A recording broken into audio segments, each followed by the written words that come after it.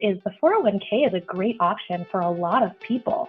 However, just because it's a great strategy doesn't mean it's the right time to employ that strategy. And so I think that's the missing piece here. Welcome to the Ideal Investor Show. This is the podcast where we help you challenge your mindset and discover where you are. Let's go. Hello, everybody, and welcome back to the Ideal Investor Show, where we bring you great guests with great topics and great insights. And today we have another one of these wonderful guests. Kaitlyn Laney is with us. Welcome to the show, Kaitlyn. Thank you for having me. I'm excited to be here and hopefully impart a few tips and tricks for your audience. Absolutely. And we are looking forward, everybody, myself included, to hear your insights and your wisdom and what you have learned and what you can share. But before we do that, tell the audience a little bit, how did Kaitlyn become who she is today and into what you're doing these days? Absolutely. So for those of you that don't know, I'm a certified financial advisor. I work with clients all over the country, and we specialize in retirement planning, investment strategy, and tax mitigation. I got into this business because my father passed away at 18 and I felt lost. I had sat down with a couple of his advisors and I felt very unprepared, uneducated, and candidly, I felt just very vulnerable and stupid. And I just remember thinking, gosh, if this is what I get and my father had set things up well, what does everybody else get? And I just remember thinking, okay, I have to figure this out myself so I can help other people. And so that's really the pillar of my business is we want clients to understand their plan. We want clients to understand their investments, why they own what they own. Because when nobody knows your life and your situation better than you. And so when we put clients in the front seat of the car and we're helping them navigate, they're going to make way better decisions around how fast their car should go, where their car should go, and where they're being their advocate and navigation partner. And so that's really what ignited my fire of just being on that same side of the table as my clients and realizing our industry is not set up to keep people educated and informed. Our industry is designed to keep things overly complicated, overcharged, and candidly take on a lot more risk than I think clients even know. And so we've approached our financial planning from a completely opposite perspective. And that's how we've been able to grow over a decade now, working with hundreds of families across the country. That's wonderful. Now, before we dive into you explaining a little bit how you're doing that, I want to let the audience know that they're today also listening, unbeknownst, to two goalies. Because when I was little, I was a goalie in what's called handball, more European thing, since I grew up in Germany. And Kaitlyn was a goalie in water polo. Do goalies know better than average people how you get a goal or avoid a goal? I think to your point, Axel, you have to have a certain personality to be a goalie because you have to be focused on the next play. Because we all have games where we just get lit up, we make mistakes, and we let things in. But nobody is going to be better at safeguarding your money or your investments than a goalie because we know what it means to really protect our team and protect our footing. So kind of to your point, I think there's a certain edge of crazy that goalies have that we can take on a lot more than most. Absolutely. I would second that. I can also say from my own very far in the back experience that I knew, not the players that tried to strike a goal, but I knew that there were certain areas where I was really good and had great reaction times and stuff. So I was obviously always hoping that they would kind of try to get a goal there. And there were a few spots where it wasn't so great, but obviously nobody told them, right? So that's one of the things. And I don't want to really go very deep, but I saw in our preparation that you had a little piece about 401ks. I wish there would be somebody to tell the public that's not necessarily the best the best thing to have, but maybe we can use that a little bit as a bridge to start talking about what you do and how you do it to help people ensure their future. Absolutely. So, I think the 401k came out in the 70s, and it was a part of the new IRS code when taxes were a lot higher. So the highest tax bracket is called your marginal tax bracket. I want to say it was like 40, 45%. For example, today it's 36. People in general were paying a lot more in taxes in the 70s. So, your parents, most likely put a lot of money in their 401ks and they're retired now. And it worked out great for them, right? They put money aside, they saved the 40% in taxes, and now they're in a 20% tax bracket, and they're pulling out money in a much lower tax bracket. Great. Just because it's a great strategy doesn't mean it's the right time to employ that strategy. And so I think that's the missing piece here is the 401k is a great option for a lot of people. However, one thing that people don't understand is there's a very high likelihood that you're in the lowest tax bracket that you will ever see. With our national debt, with all of the, just from a math perspective, it is very unlikely that taxes will stay at their current rates. Every single tax bracket, even at the poverty line or in the low income line, is at 12%. There's a very high likelihood that that bottom rung of 12% will go back up to 15. And so that's a conversation we have as a part of a tax mitigation being a huge piece of our firm is, hey, you only have $30,000 a year to save. How much of that do you want in your 401k that you can't touch until 60? And how much do you want in something that you could do other investments with? Buy a small business, buy real estate, invest in something that's going to produce passive income in retirement. And so that's, I think, a different conversation and a different take that a lot of advisors are unwilling to take because they don't have the resources that we do at our firm. Absolutely. And I would say there's an additional component to that isn't that frequently mentioned, at least in my recollection and looking at the market. You mentioned access. I'm totally with you on the access. The other part that I find very in contrast to what we are doing with the real estate investing is that you have basically no control. The maximum control you have is that at the very beginning, you're being asked, do you want low, medium, or high risk? And that's basically it. And your company has made a contract with either Vanguard or Fidelity or one of the big guys, and then they basically have these buckets. I oftentimes, and I know this is nasty on my part, to ask people, tell me what your money in the 401k is actually invested in. And obviously, basically nobody knows, right? And I'm so glad you said that because and for people listening, that's common. And I think when people get asked that question, the immediate response is, well, shoot, I should know. And it creates a level of shame instead of, hey, let's empower you to understand what your options are in your 401k. And so that is not something nasty. That's everybody I sit down with is I say, okay, how are you and what's your allocation or what are your investment selections? Oftentimes they don't know, or they're in some target date fund that's going to lag a general, the target date fund, for example, that a lot of my clients are invested in, lagged our portfolio for the same risk profile by almost 5%, just because of the nature of how those funds are designed.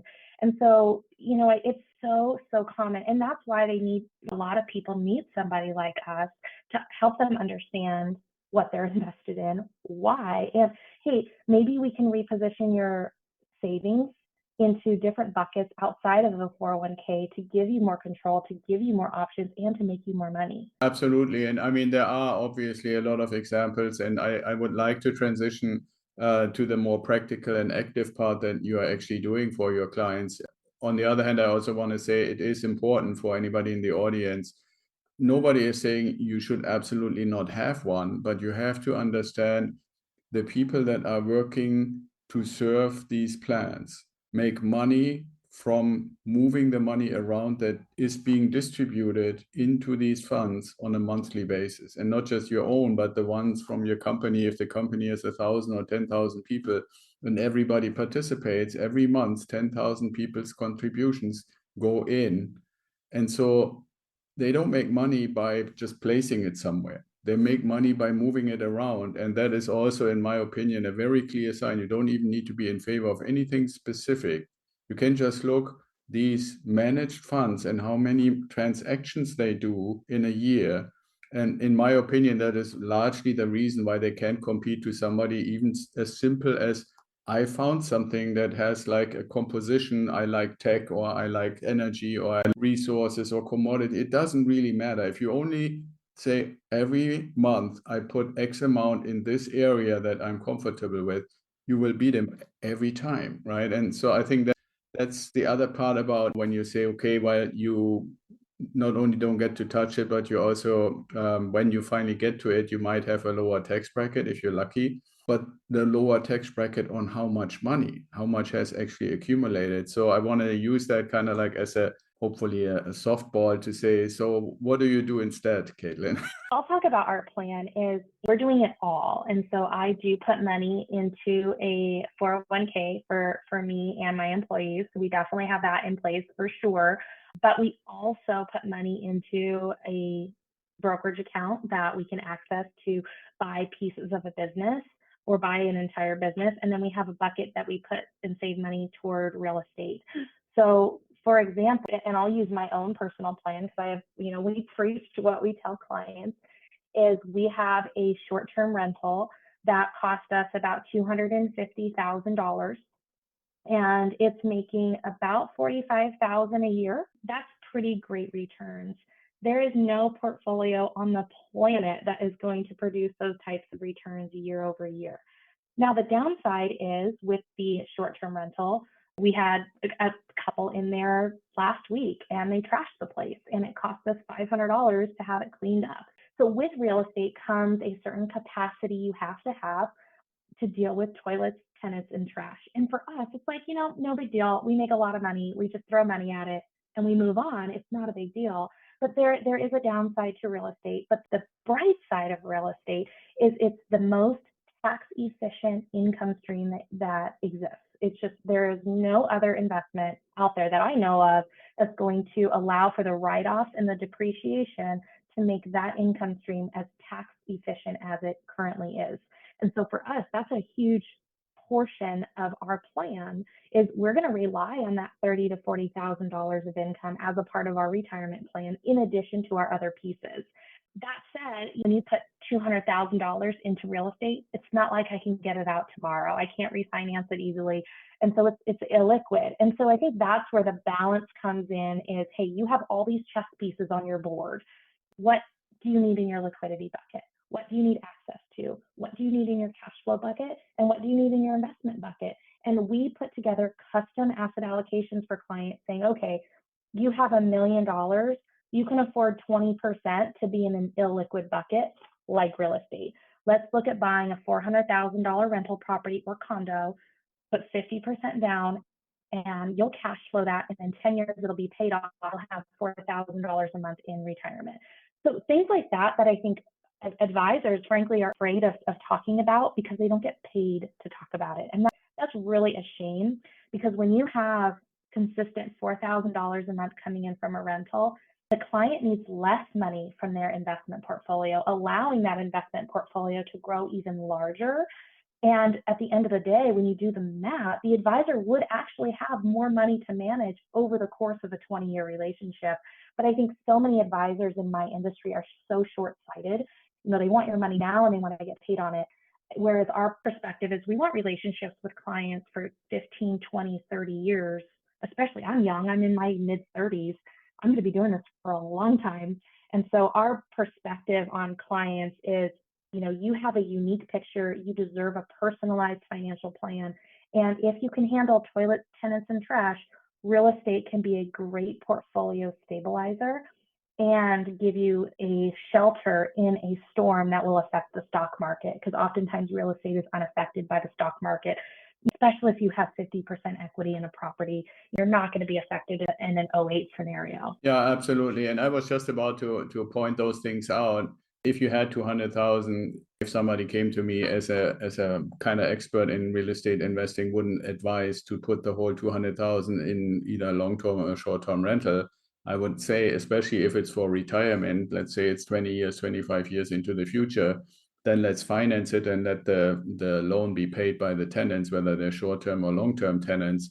The other thing, like you said, there is basically a little bit of an opportunity for conversion. Besides the tax benefits, converting the cash flow, which is obviously a sign of the performance capability of any one piece of real estate, into other things, right? If you, for example, say, okay, I don't know, 4,000 is obviously a lot, and I would always advise people, if possible, to let the professionals do the management rather than you doing it yourself, right? Like, okay, in short-term rentals, you pay maybe 25% of the revenue in management. In long-term rentals, is more 8 to 10%. But still, why would you want to necessarily do it yourself? Because the goal is really the thing, right? And if we say you and I are talking both about planning for the future, developing a really strong portfolio for retirement, then one, it's important to kind of identify when do you want that to happen or to start. And number two, how far is that into the future? And if somebody, whether it's really the 4,000 or 1,500, whatever the number is per month, then going back to Kaitlyn and say, okay, so now let's say I have 1,500 a month because I outsourced everything is managed. Let's take that, what do we do with it, right? And now you can say, okay, well, so I'm looking for a particular type of ETF, or I'm looking for a particular type of company, or I'm participating in some sort of a syndication, or, I mean, there's a million different things you can do, and they don't all have to, obviously, shouldn't be all related to real estate. I always said we should have a reserve. When people ask me, what is your reserve? I always said my reserve is gold coins, right? And I bought them when gold was at about $1,500-$1,600, right? And so now it's $2,600. So unplanned, right? Like, I'm first to admit, I had no expectation that it would actually get more valuable. Not that I mind, I mean, who would ever mind, right? But that can happen too, right? So diversification in that sense, you have real estate, to have money in a 401k, to have maybe some money in some particular businesses, and gold or silver or something like that, commodities. Is there a particular balance that you recommend for your clients in as far as the percentages, how you would allocate? Unfortunately, no. I wish there was a blanket statement or a band-aid we could give everybody, but you know, our firm is so personalized. I'll give you an example. I have clients who run a doctor's office. They have a big payroll. They have a lot of overhead, and you know, their payroll is about $100,000 a month. They need 6 to 8 months in reserve to meet payroll. And so in a 2000 20 during the COVID situation, thank goodness we had recommended that they have 7 months reserve in cash. So about $800,000 they had in the bank. They were able to manage COVID no problem. And that was a doctor's office. That was a business that was allowed to stay open. And so a lot of the people that we work with happen to be business owners because they have a lot of puzzle pieces. They have a lot of chess pieces going on. But, you know, in terms of an asset allocation, it's really going to be designed around you, what your ability to take on risk is. Some clients, they don't need a big reserve because they don't have a big payroll. They want a line of credit. And so I have other clients that, you know, their spend is $10,000 to $15,000 a month. They have access to a $200,000 personal line of credit, and that is fine with them. And they would rather have more of their money invested in working because they can take on more risk. Paying interest on access to liquidity is not going to derail them. Whereas I have other clients, specifically Christian clients, who are very anti-debt. The idea of using a line of credit for them would send them over the edge. And so that's where, for us, it's really important to understand, what are your values? What is your dream life? What resources do you have? And let's design something that's going to meet you where you're at. Yeah, that's very well said. And I think people are very lucky when they have you to provide that advice, and especially on a continuous basis, because I think we probably both agree that people who help other people with their money and with their investments, besides philosophy and stuff like that, I think we have an obligation to constantly monitor what is happening in the market, right? Your example with the doctor, and I would say this for my own consulting business at the time, we had a pretty substantial amount of cash in what's called an American Express high yield savings account. Why did that make sense? And it didn't make sense in 2019, 18, 16, and probably the 3 years before that, because even though we had the account, it paid 0.9 something, you know, like, I mean, barely.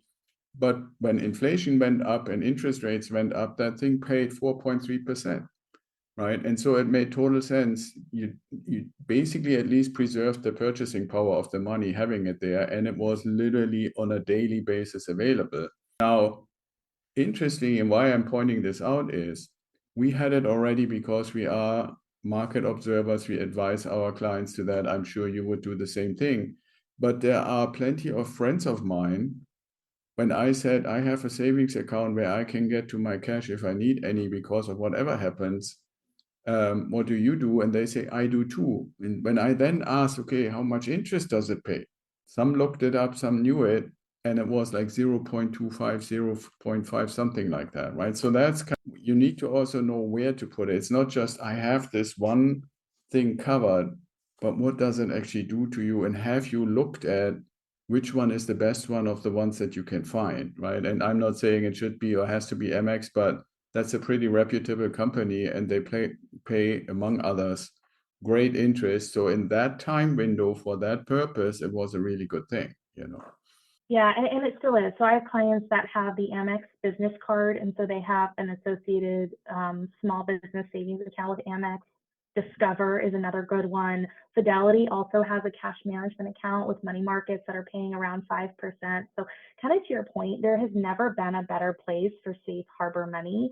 And so, especially now with the markets at all-time highs, most of my clients, they don't need double-digit returns. Most of my clients have made it. They just need to not lose it. And so that's where, to your point, we're going to be a little bit more conservative on the cash piece, especially if we can put it in 3-month treasuries or CDs or money markets that are keeping up with inflation. So, that is a very new thing, right? In the last 15 years, as long as I can remember, there has been no place for savers. There's been no place for savers to go. And so the stock market has really been it, or real estate. And so that's where now it has opened up so many better options for people to safeguard their money and make sure they're earning money on their money in a high yield savings account. I'm totally with you on that. And that's also what I meant, right? You have to constantly observe what's happening. And, some crazy people think that the Fed is going to lower rates like 6 times in the next 15 months, if that really going to happen. Since these are always connected to prime rate, then it might not be the smartest thing again, right? On the other hand, I mean, it's not all going to fall apart, and you could always do longer term commitments if you say, okay, I keep it in there for 3 months, 6 months, and so forth. But then you had to have a stagger and all this kind of complication. So it's more a matter of, I think what we're both saying, even though we might have slightly different emphasis areas, is if that's not your profession, you need somebody that helps you with it, right? Like we are all not necessarily doctors, and when we feel ill, we just start taking out a kitchen knife and start cutting on stuff and so forth. We go to an expert to get help. And I think that's in a way the message. If people were to say, okay, well, that sounds good. I like this kind of, conservative. I like this flexibility. I like Kaitlyn. And by the way, for people who cannot see us in the background, for Kaitlyn, it says butterflies appear when angels are near. So, that tells you a little bit about the philosophy. If they were to be interested to get in touch with you, Kaitlyn, how do they do it? So we'll include a link that if your listeners believe everything is figure outable, they're looking for a partner in planning, they can schedule a free consultation with me for 30 minutes to discuss what's going on in their world, what questions they have, and I can hopefully point them in the right direction. Or if they're a good fit, we can discuss what an engagement with our team would look like. But I so appreciate you having me on here, Axel, and I couldn't agree with you more. It's never the truck we see that hits us. It's always a blind spot. And so for me, I believe that nobody gets to where they're meant to be without help, without resources. And so the folks that I know that are the most successful, that are the richest, that have the most wealth, they didn't just get all of this financial literacy overnight. They spent years talking and asking questions that at one point were probably silly, but now is just a part of their day to day because they trusted and hired and vetted the right people to help them get there. And so that's really our mission, is for folks listening, if they want to figure this out, they want to get in the financial front seat, and they know they need help, they're raising our hand to do that for them. Absolutely. I always like the image of being like a guide on the path to wherever you want to go as far as your financial goals go. And it's obviously, especially if you want to really go to the top of, like, proverbially Mount Everest, you better have a guide or a Sherpa to get you there.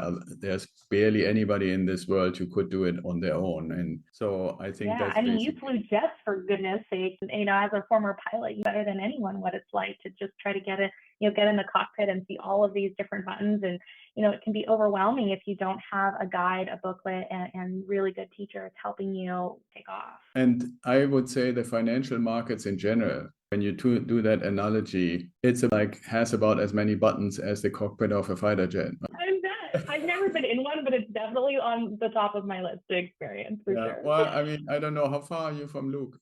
Not far. And I have friends at Luke Air Force Base too. I have a client who's a top guy over there. It wouldn't be hard. So No, yeah, I'm just kind of saying to your because point, they have open days every once in a while. At least they used to. I'm retired for a while already, but every base used to have open days where you basically could look inside the cockpit or of the modern jets, and you will see it's like a lot of screens and a lot of buttons and a lot of little levers and stuff like that. And yeah, it's pretty crazy I mean, I think why when I first started, they taught us on something rather simple. My first solo flight was on a single engine prop plane, and they still do this, I think, oh in my Luke gosh, as that's so well. scary. Because Luke also trains the pilot people that become airline pilots for Lufthansa and stuff like that. And so they start with a little prop, and then you graduate to something that has two engines, and then they put more and more stuff on it. Because otherwise it would be overwhelming. But yeah, it's a great analogy. So those things having been said, that I always ask one or two questions at the end that aren't really related to finances. So the first one is, if you could meet anybody, Kaitlyn, who would it be and why? For me, I would probably meet Ronald Reagan. I just feel like he was president during such an interesting time in our country with the Soviet Union, and they did so many interesting things as a part of their administration, and not from one political party or the next. I just feel like as a former actor in California that grew up when taxes were at 95%, to then take presidency when taxes were half of that, and start the idea of Reaganomics as a geek of the markets and economics. I just feel like it would be such an interesting dinner conversation. Yeah, absolutely. And I'm a big fan of Arnold Schwarzenegger. And when you read his biography, the whole circumstances, how he became the governor of California, is kind of pretty much a crazy story. Obviously also related to who you marry sometimes. Yeah, and for those listening, the first $1 million that Arnold Schwarzenegger made was not in acting, real estate. So fun fact for those listening. Yeah, that's how I knew him obviously as a movie star. And at the time, everybody knew the Terminator. Everybody knew, at least I knew, that he was from Austria. He even spoke German and all that stuff.